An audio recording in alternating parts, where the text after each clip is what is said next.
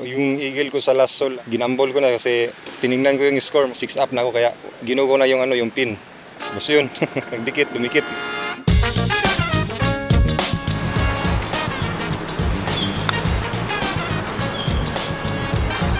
Hindi ko inaasahan na ganito yung lamang. Sabi ko nga, na lang, focus lang ako sa laro. Tapos, ayun, maganda yung resulta.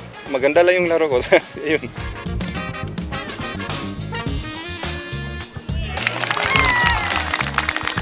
Siguro lahat, kompleto na eh. Maganda yung driving, second shot, tapos yung putting, lahat.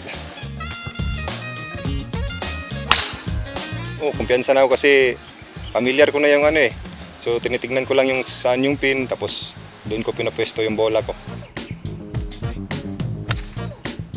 14 fairway siguro yung tinamaan ko ngayon. Yung sa greens naman, 16 greens. Nasa mga 28 putts siguro.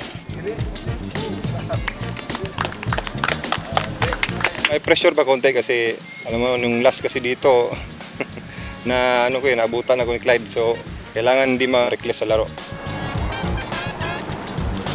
Nag-pro ako 2013. Tapos na ako ngayon, 33 years old. Pang-apat ko na po dito. Wala naman, practice lang ako. Araw-araw, yun. Maganda yung panalo ko dito kasi medyo bumalik na yung kumpiyansa ko.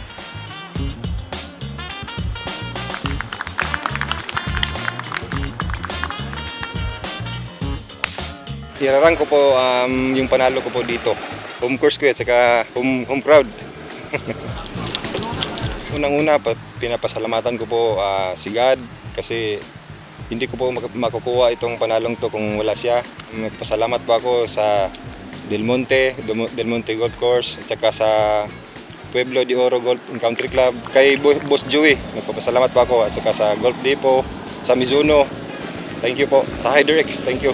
Shoutout pala ako sa Iligan Golf and Country Club. Sa mga kaibigan ko dyan, pasalamat po rin ako sa taga dito kasi sumusuporta po sila sa akin, po sa lahat ng mga kaibigan ko dito. Thank you.